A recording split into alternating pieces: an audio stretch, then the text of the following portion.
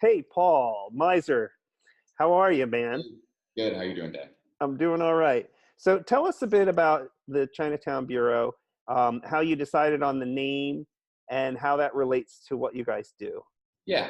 So Chinatown Bureau, we're a strategy consulting firm focused on brand growth.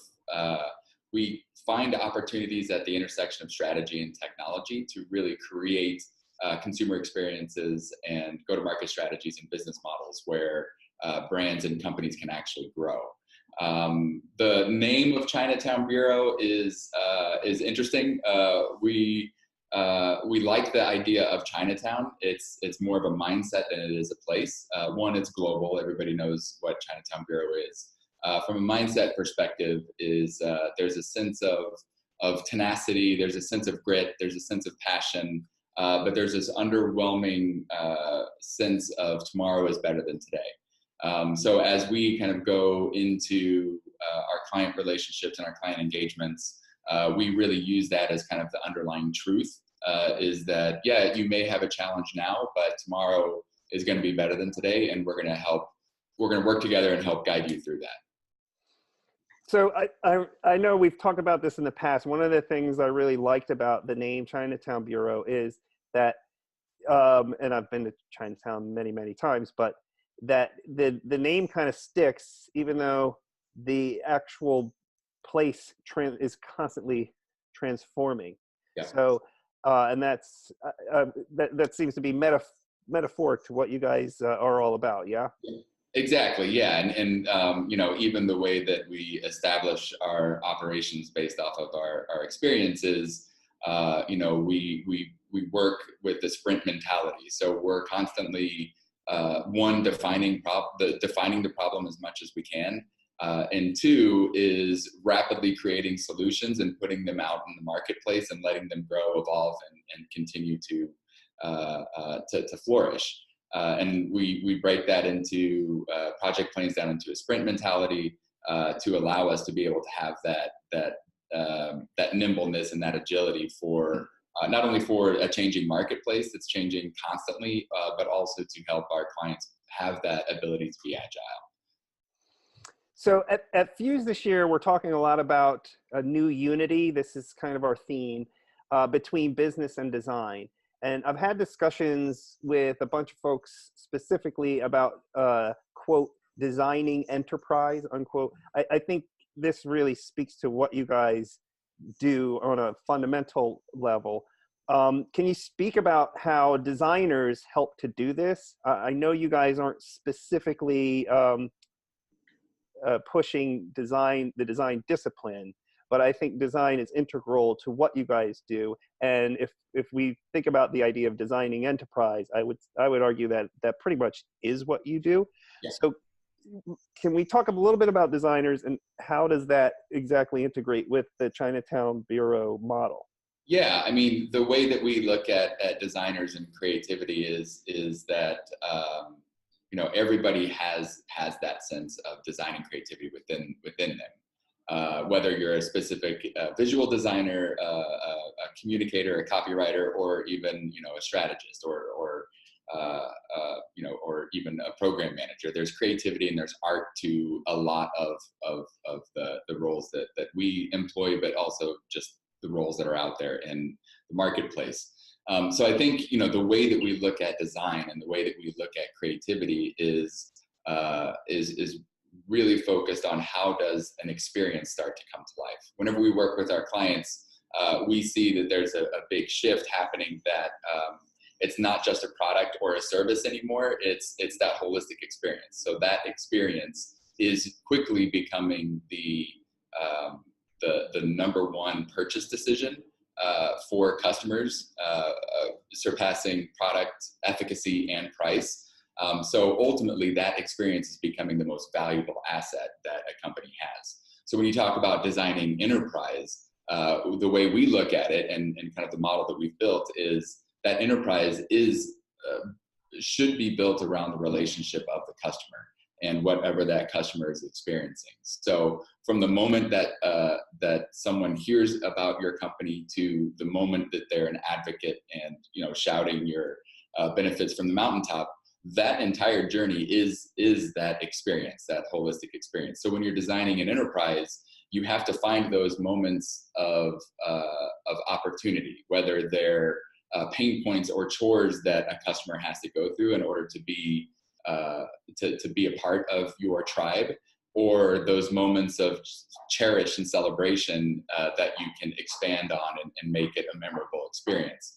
So each one of those interactions and each one of those moments have kind of three things in common. First is you've got the strategy. So it's the brand experience is a deliberate decision to make an experience for a customer. This is what my brand is all about, and this is what my promise is to you. And then the second is the experience. So how does that brand start to be fulfilled? How does that promise come to life at moments of interaction? Another opportunity for a company to design what that looks like deliberately. And third is really the operations and technology to allow that to come to life. So whenever you're thinking of designing an enterprise, what are those processes, operations, and technology and tech stack that you have to employ in order to make sure that that experience is coming to life, in order to make sure that your strategy and your promise is being fulfilled for the customer. Wow. So that's a bit complex. Yeah. Just sitting here listening to you speak I can simplify it real quick. So all of that is a combination of aesthetic design and interaction design.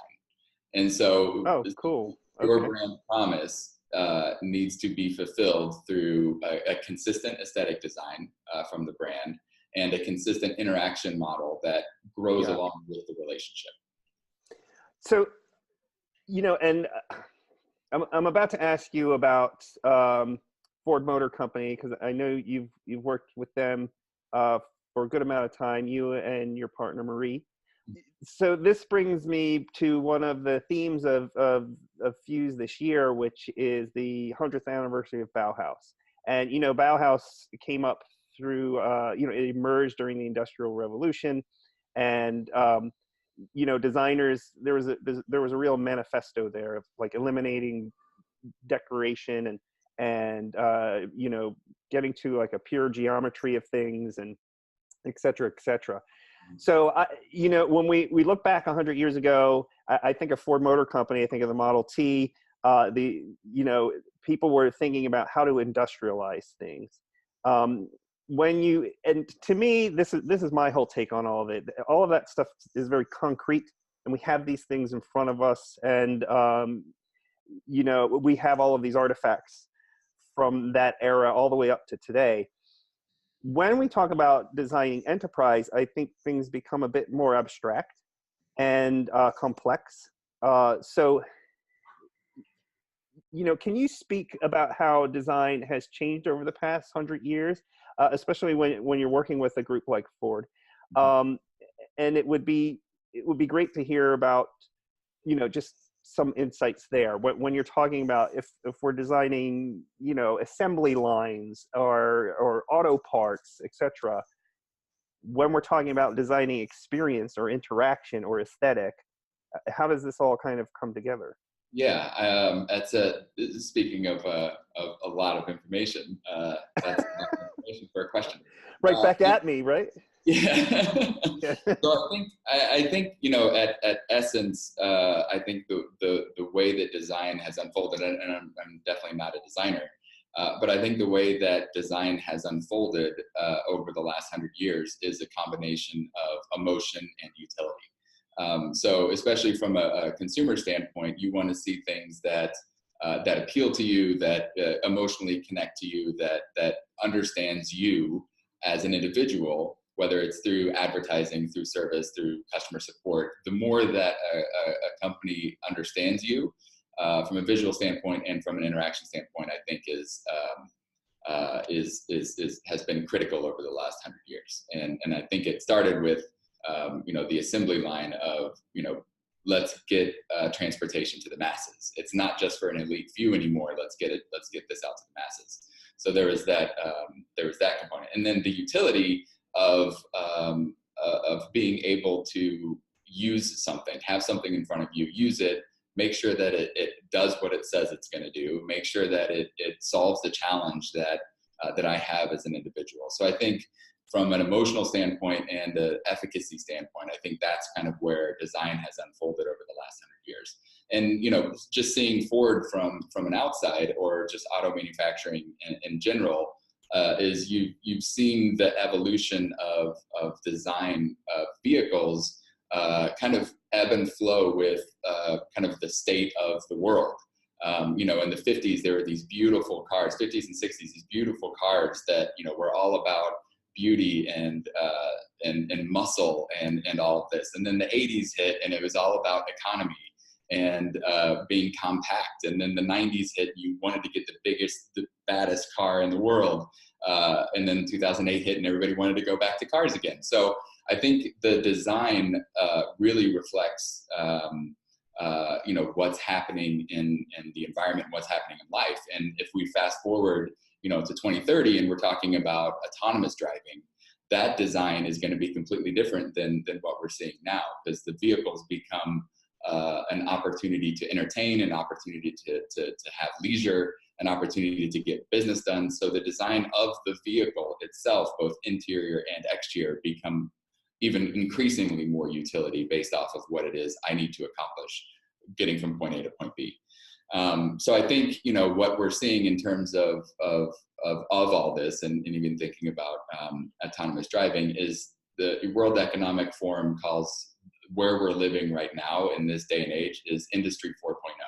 So this is where the physical and the digital start to meet, and being able to create experiences within today's environment not only helps with supply chain management and helps with keeping costs down and keeping you know, manufacturing to more of an always-on basis versus you know, manufacturing for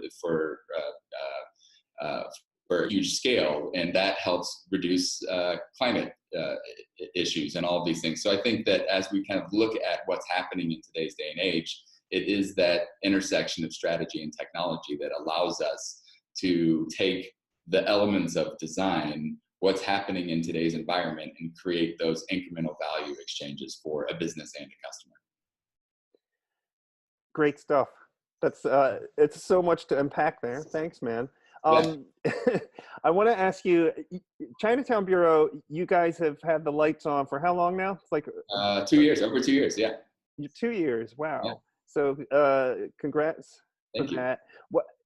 I had more hair then. You're like the president of the United States. Exactly. Except instead of going gray, you're losing it. Is that what's happening? Nice.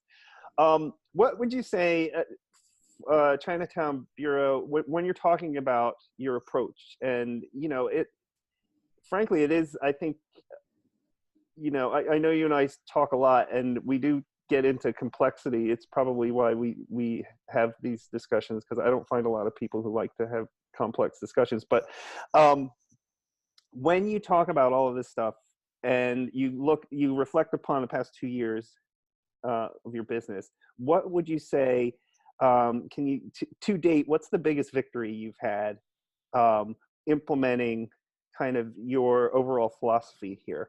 You know, when you're unpacking that complexity with one of your clients, what do you think your biggest victory was? Yeah, well, I think to get to the biggest victory, I think we have to talk about how we get to a victory, right? And the world is changing so fast, and this industry 4.0 is very scary to a lot of people. And it's never been easier to start a business. It's never been easier to fund a business.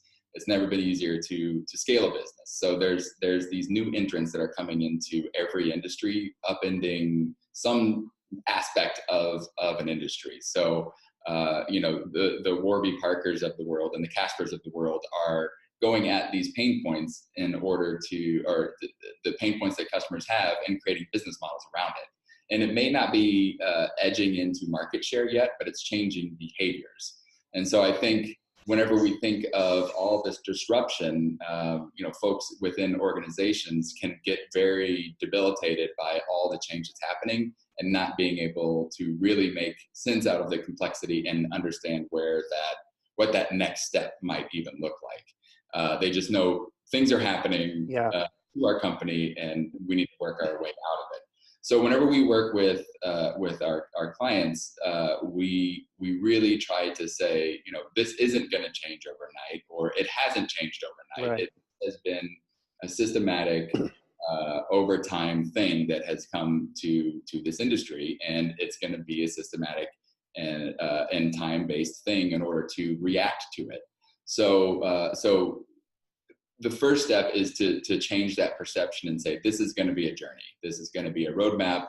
So let's figure out what are those quick wins that we can get now, so we can start building that momentum. Right. But you guys, sorry to interrupt. You're not it sounds like you're not coming to your clients with a silver bullet. There is no silver bullet. Those days are gone. And that's right? something that we say, we don't have a secret sauce. It's strategy, it's understanding the audience, understanding the problem, and implementing correctly and continuously. And that's the silver bullet, is just is doing the right things at the right time. Yeah, well, I've talked to other agencies and consultancies. Sorry, you guys, would you refer to yourself as a consultancy, an agency, or none of the above? Consultancy. Okay. And what I've found is absolutely that whole landscape has been disrupted. I mean, the old agency model, from the people I've been speaking to, have said, yeah, it doesn't work like it used to. And I think that old model was kind of, hey, look how gorgeous this is. It was a nice, pretty package. And that got those groups a long way. And right. I think that no longer occurs. That's what I've heard. And so you have these outside groups working more collaborative with inside groups. I mean, this has happened in my personal job. I've seen the agency model kind of switch. And hey, what are you guys doing? How can we help you guys out? So it is much more long term. It's not so much like, oh well, if we do A, B, and C, we get D, and then we're done. Okay. So how do people respond to this? I know I'm going off script here too, Paul. So I've done it every call. So you're not the first. But how do you run into clients wanting that secret sauce, or wanting that special magic, and you have to kind of break that barrier down? How does that work? Yeah, absolutely. I mean, I think innately as human, we're looking for that silver bullet to get us to where we want to be, and those who get to where they want to be understand that it is a journey, and I think that is that is an opportunity for us to educate, to showcase our case studies and say, very similarly, here was a problem that we identified with this client, and here's how we solved it over time. And it usually that at least opens up a dialogue to be able to try to help change that perception or kind of shine light on it. And ultimately that's what we're here to do, is to educate and help people embrace change, because that's really the only constant in business. So yeah, people do look for that silver bullet, but I think that's a quest. And I also think, from what I've seen, that's just going to change. It just seems like that, or maybe that has changed. Yeah. All right, cool. So moving on, we've also been talking a lot about leaving a legacy behind. I've been talking to folks about this for the next generation of designers. When you think of design students today coming out of school and entering into the market, from your perspective, the way you work with designers, what advice would you have for somebody, bright-eyed, bushy-tailed, jumping into the work world? I think there's some real challenges there. Yeah. What advice do you have?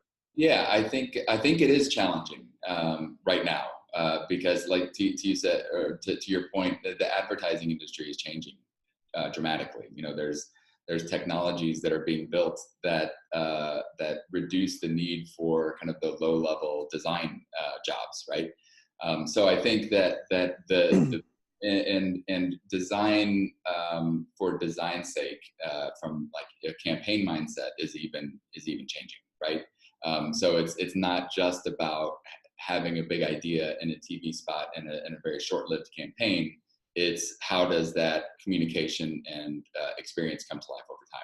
So I think the biggest thing that I would offer up as advice, and what I find value in folks that we work with, is truly understand why you're designing something and what problem you're trying to solve.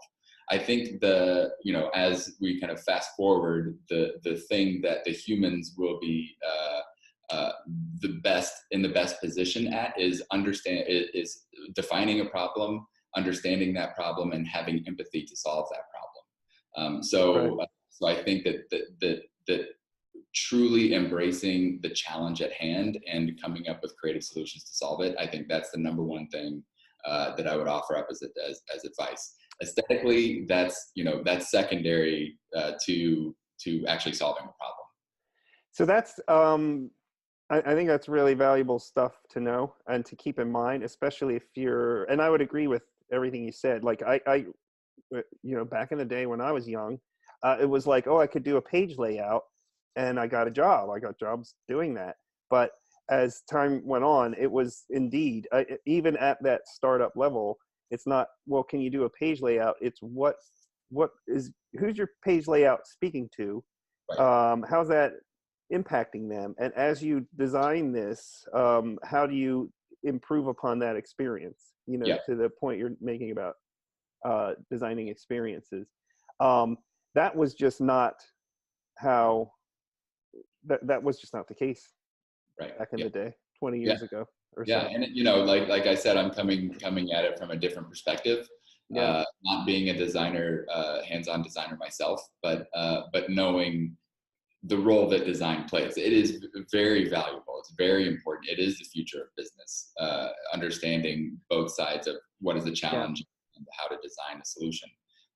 So I think, from my perspective, that's the number one thing that people should focus on. Okay, so things have gotten more complex, and that doesn't show any sign of slowing up. No. Okay, man. Well, thanks so much for taking the time to talk with me. I know you're a busy man, and I know we had to kind of squeeze this in, so I really appreciate that. Yeah. And is Marie still there? She's feverishly typing away. Yes. Oh, does she want to give us a wave? You want to move the camera? You could just put your hand out, just say hi. There she is. Hey, Marie. There's Paul's partner. Happy Friday. Happy Friday. So thanks a lot, Paul. And we're going to sign off now. Okay, cool. Thanks, Dan.